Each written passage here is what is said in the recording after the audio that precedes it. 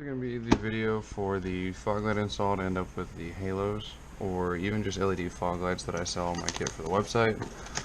This is going to start with the unboxing, just like the HVAC video. And I will note the packaging on these is likely to change. I haven't gotten the chance to do a ton of testing with it, but just go ahead and pull this piece off the top. You have one laying in. They will come pre-installed in the bracket. These are ones with a halo. Come pre-installed, and then it'll come with a extra piece of pigtail attached, and then the connector for the halo. This one will be face down. Also pre-installed. Same story with the pigtail and then the connector for the halo. They'll come pre-installed in the bracket. They'll be facing the right way up and everything, ready to go for you to just install into your car and run with them. In the garage, we're going to start with the install for fog lights like this. I do not have my OEM ones in. However, the install and uninstall features and details will be the same because these use the same brackets. You want to start on the front side of the bumper and grab a Torx bit because there's a small Torx screw up here at the top,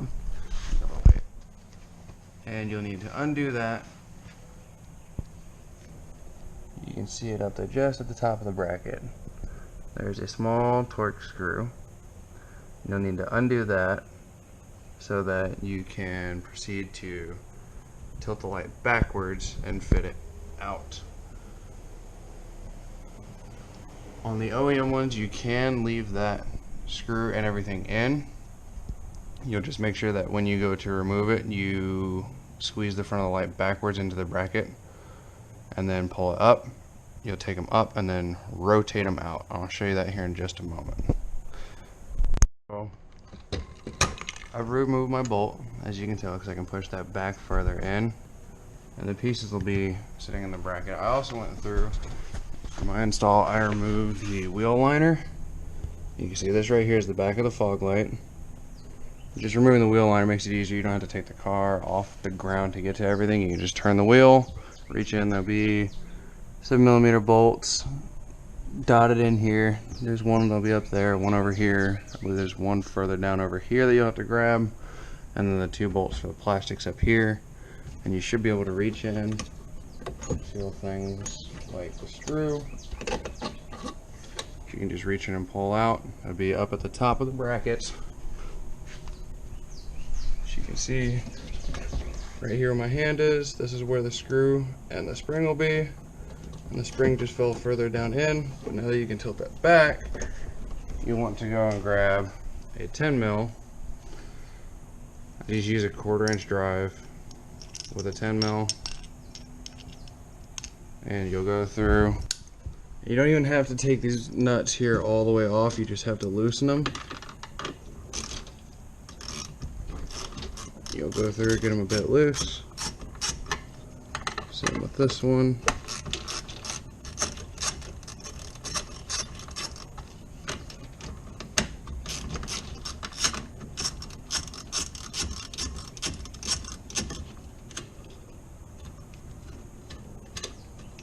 I recommend bringing them just about flush to the end of the stud, because it just gives you a little bit more room to work with. And once you do that, be able to reach in and grab it, wiggle a little bit, it'll pop up. Now, once it pops up, about here, you just rotate it. If you try and take it straight up, you're going to hit all kinds of brackets and everything, and it's going to get stuck against the bumper. When you rotate it, it clears it all a little bit easier. It makes it just a bit easier to just pop it out like that. And that's just that it clears the top end of the bracket here, because it'll hit the bottom of your fog light bucket, or not your fog light, your headlight mounting brackets up in here. And you make sure don't lose your spring, because this is for adjustment. So you'll set that down here to the side, and then this already has my piece installed, so I'll go in and see if I can dig up my OEM lights and I'll show you real quick. I couldn't find my OEM lights, so yours will have the bulb here in the back, and you can just twist and pop it out, and then you'll be able to take this whole bracket away. On mine, I'm gonna have to disconnect it, which isn't a huge deal. Just undo each side of the connector, and then you just got this spade connector for the fog lights, for the halos, and just like that, you got it out. I highly recommend, don't just let these hang on the ground like I just did, because when you do, you risk scratching the actual lens of the plastic, and it's going to make them look bad. Keep them off the ground, pay attention to what you're doing with them, it'll help them stay nicer. And then for these, you'll see I'm using the same plastic little push pins that they did from factory. Give me just a moment, I'll pull these out and I'll show you how you just go ahead and just gently push those in. You feed the wire through the hole, and then you're pretty much ready for install. This is a little plastic push pin piece that GM uses from factory to retain the OEM fog lights. Because these little metal ears here, this is the OEM metal bracket on the Formula bumper. It's a little bit different on the Trans Am style bumper, however, my fog light kit is designed to work with both. This piece here will work on a Trans Am bumper. You just have to remove the actual bumper to install it, because they're in the center behind the core support. There's not much room to work. So what you'll do is you'll take this piece, you'll get your wire and everything fed through the middle, and then you'll set this down into place, and my little ears go inside the metal ears.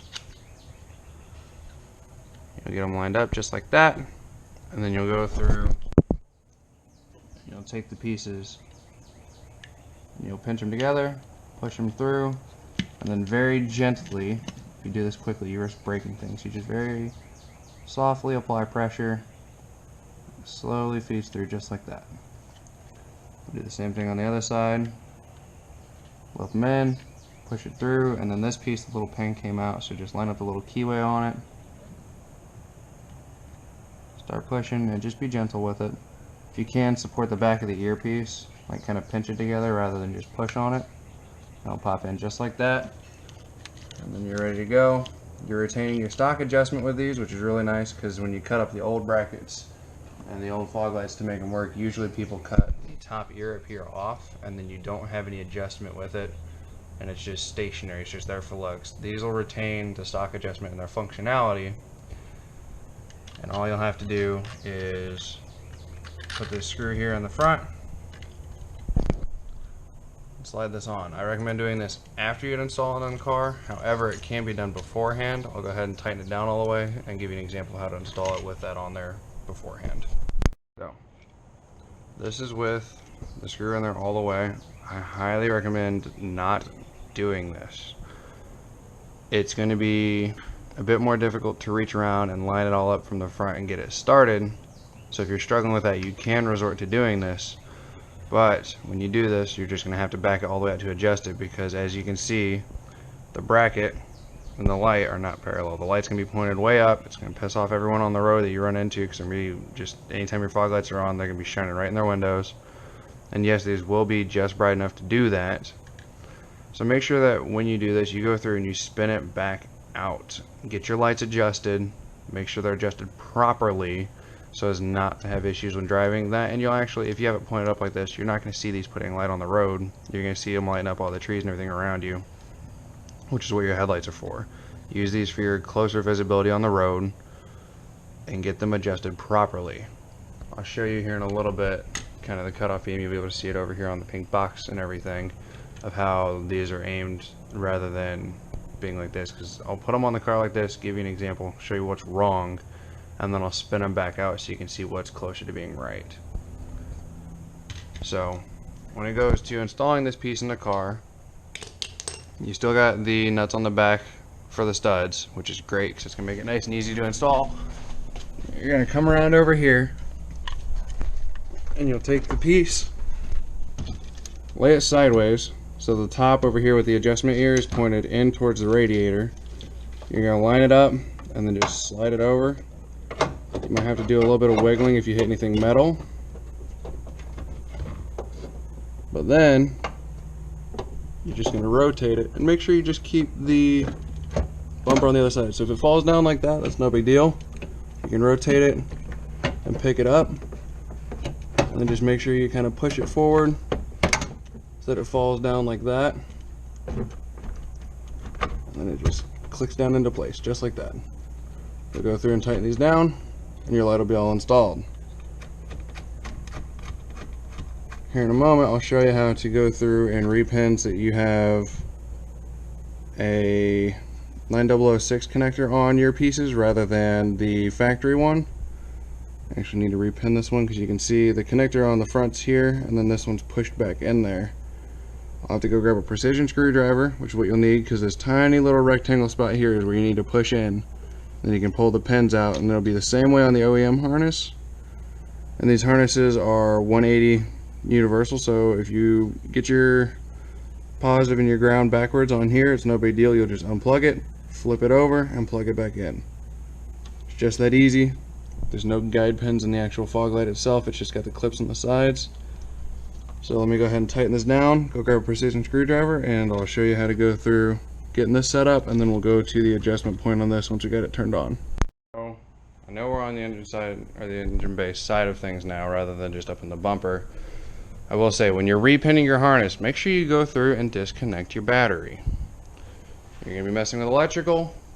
Last thing you want to do is fry a relay, fry any fuses, but you're going to go through and you're going to be repinning. This is the little precision screwdriver I have. And when I say little, it is absolutely tiny because it's what you'll need. The repinning thing will work on headlights. I've repinned my harness to fit headlights that are a 9006 style connector rather than the OEM ones. Works on both sides, and then once you have your battery disconnected, you'll be able to start repinning. I'll go down there real quick and I'll show you how that goes once I get the battery disconnected. And here on this side of things again, we've got the harness here, and like I said, you'll just take the flathead screwdriver, the little bitty precision one, you're just going to push it in, maybe twist it a time or two, and then you should be able to get that to pull loose just like that. All that's doing is, inside of here you'll see right here, there's a gap in this connector, and that's just a little bitty retaining clip, and you'll want to go through and make sure that they're both rows up once you pull it out of your OEM harness. One of mine was kind of messed up, it hadn't been pushed out enough, so it's sliding out, it's having a grounding issue. But you'll go ahead and you'll push those through a little bit, make sure they're peeled up nice and tall because that'll help them stick into the harness and not come loose. I realize my hands are all on the way. These are little pieces, so it's kind of hard to work with them. Like I said, you'll just shoot down the side of the connector here. On the outer edge, there's this little bitty rectangular spot, and you'll just push down as far as you can, and then just twist the screwdriver a little bit, give it a spin or two, and it'll help push it through. And when you go to put these in, you'll just line up that little spring piece on the outside where it goes. And if you try and give it a push, if it gets stuck, take that same little screwdriver and just kind of push on the back until it gets clicked in all the way to the front. That'll just help it get into place. Do that on both sides.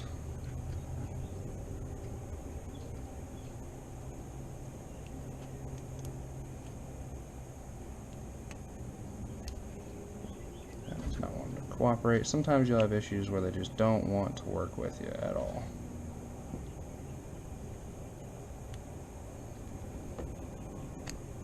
There we go. Just like that, you'll get them in, give them a pull, make sure they're not coming loose.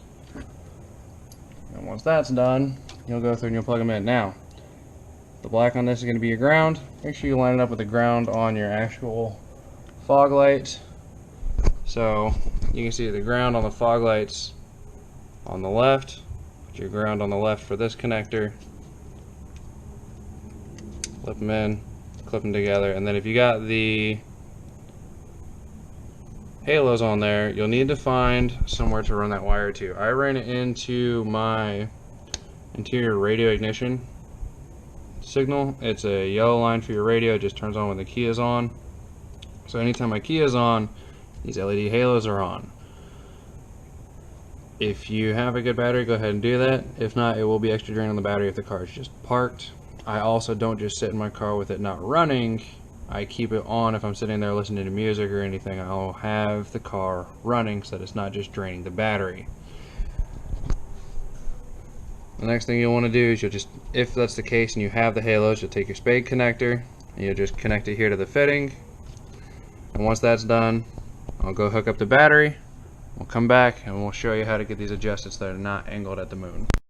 We got them on. If it doesn't come on, just flip your connector. You might have it backwards. But as long as you line up the black wire on the car's harness and the black wire on there, it should be fine. As you'll see here though, cutoff line for the light's way up here, and on this side of things, it's down towards here, which is still too high. I need to lower both of them because you don't want your lights pointing crazy high. These are your fog lights. They're supposed to be like 10-15 feet in front of the cars where you're trying to throw your light. An idea what's going on. So I'm gonna bring them both down, probably aim for about here on this box. It's about 15, maybe 16 inches off the ground, with the car about 6 feet away from the wall. That's what I'm aiming for. I don't want them crazy high. I'm gonna bring them down. I'll come back and show you where they're at. This is more what you want your lights to look like. They're on. You can see they're pointed a bit lower down. That one's a little harder to tell because it's on those black pieces, but it is pointed lower down. They're about the same now. And then that's really all there is to the install. If you have the Trans Am style bumper, you're going to need to remove the entire bumper. There's clips underneath, clips on top, bolts in the fender corners, and then all the plastic underneath, and just take the bumper off to make your life a lot easier. I'll get a video for that as soon as I can get a hold of somebody with one to go install them for them. They're kind of hard to find in my area is the only problem. And then if you really don't want to take the bumper off, I do have the other video that is on my old YouTube channel. I can go ahead and I'll link it in the description, and then it's gonna stay on the website for the Trans Am install setup, but I'll go through and have that posted so you can see that you can do it without removing the bumper. It's just harder. You got to kind of bend, like you got to put a lot of pressure on the bottom of the barrel for the fog light. Like you really got to like push it down as you're reaching underneath to push in the light, just because the lights on these have the rounded out face on the front, whereas the OEM ones are flat. So it makes it a little bit harder to get them in on the Trans Am style bumper without removing it. So again, I highly recommend, if you can, just go ahead and remove the bumper when doing the Trans Am one. The bracket should fit the same. You might have to cut the metal like rounded bucket on the side of the actual Trans Am fog lights off, because their bucket, instead of like mine has the little ears on the bottom, theirs has a big metal cup on the sides. You might have to cut that cup off to get these to fit, but otherwise once you do that, you'll be able to fit these brackets in and get it all to work nicely. The cup just kind of gets in the way, it pinches on the wire towards the back, so it just makes it a little bit stiff and bound up.